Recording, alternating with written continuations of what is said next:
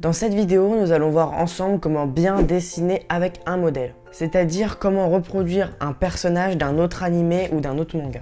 Bonjour à tous, moi c'est Malo, bienvenue sur la chaîne Malo Drawing, la chaîne qui aide les dessinateurs débutants à créer de beaux fanarts de leurs personnages préférés, comme Zoro, comme Luffy, comme Naruto. Alors le premier conseil, c'est de faire attention aux détails. Quand un dessin a plus de détails, il est plus stylé. Donc c'est important de prendre soin des détails comme les pics, comme les mèches de cheveux, comme les habits. Vous verrez qu'un dessin avec plein de petits détails soignés par-ci par-là, dans l'ensemble sera beaucoup plus stylé. Donc pour résumer ce conseil, il suffit de soigner tout le dessin de haut en bas. Le deuxième conseil, c'est de se repérer sur son dessin. L'avantage d'un modèle, c'est d'avoir un modèle. Quoi? Qu'est-ce qu'il raconte lui? Il a disjoncté ou quoi? Je vais vous expliquer. Pour mieux vous expliquer, je vais vous donner un exemple. Si vous avez un personnage de face comme ça, et que entre le bas de l'oreille et la bouche, il y a une demi-oreille, et bien vous allez reporter la taille de votre oreille sur votre dessin pour savoir à quelle hauteur sera la bouche. Ou alors si sur votre modèle, la longueur de la bouche, l'extrémité de la bouche, ça s'arrête à la pupille, et bien sur votre dessin, vous allez repérer où est la pupille et vous allez pouvoir comme ça faire une bonne longueur de bouche. Donc vous pouvez vous repérer comme ça avec des autres éléments de votre modèle. Donc en gros, la méthode pour se repérer sur le dessin, c'est d'abord tu trouves un élément que tu veux dessiner, on va prendre la bouche par exemple. Ensuite tu trouves une partie du corps du modèle où tu peux te repérer par exemple les oreilles. Et ensuite, tu traces l'élément en te repérant en fonction de la longueur ou de l'extrémité de l'élément. Le troisième conseil, c'est de ne pas oublier les traits de construction. Quand on a un modèle, on se dit souvent qu'on n'a pas besoin de traits de construction parce que de toute façon, on peut se repérer. Mais moi, je vous conseille quand même d'utiliser des traits de construction et plus particulièrement des règles anatomiques.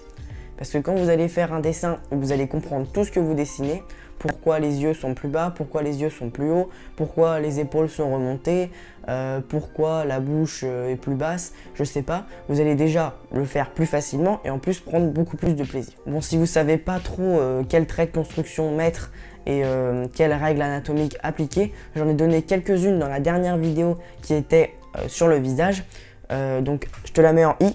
Donc si tu n'as aucune idée de règles anatomiques ou de traits de construction à faire, je te conseille vraiment d'aller la voir. Quatrième conseil, c'est de ne pas dessiner votre modèle trait pour trait. Le dessin, ça doit être quelque chose de personnel et c'est plus stylé quand c'est personnel. Et puis tu vas voir que c'est comme ça, en essayant de dessiner bien un personnage, mais pas trait pour trait, que tu vas réussir à trouver ton style. Et oui, pour trouver son style, en fait, c'est pas compliqué. Il suffit juste de redessiner des personnages qu'on aime bien, en rajoutant un peu notre touche, même pas forcément volontairement, juste parce que on a tous un trait différent de la main qui nous fait dessiner un tout petit peu différemment.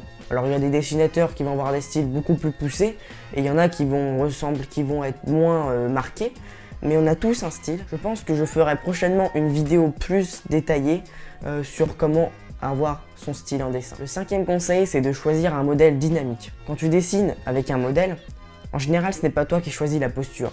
À part si tu es très fort et que tu arrives à dessiner un personnage que tu connais dans une posture totalement différente du modèle.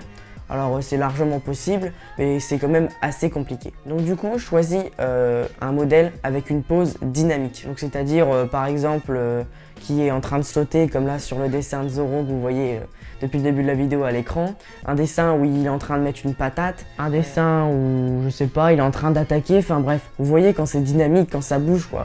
Quand le personnage est pas statique. Vous verrez que si vous faites un dessin avec une pose dynamique, déjà il sera plus stylé et en plus vous allez vous améliorer à fond parce que ce serait beaucoup plus dur de dessiner un personnage dans une posture dynamique. Alors là je vais vous donner un petit sixième conseil bonus, c'est comment corriger son dessin. Des fois quand on dessine, on fait des erreurs, c'est même quasiment à chaque fois le cas. Et du coup pour les repérer, ce qui est bien c'est de prendre son dessin et de le mettre à l'inclinaison du modèle. Donc bon, par exemple c'est vertical et en général on repère mieux les erreurs. On va voir qu'un œil est un peu mal placé, qui est pas assez gros, que la posture est fausse. Vous allez repérer plein d'erreurs en mettant votre dessin comme ça à la même hauteur du modèle. Et puis pour corriger votre dessin, il suffit juste de gommer la partie du corps et la refaire.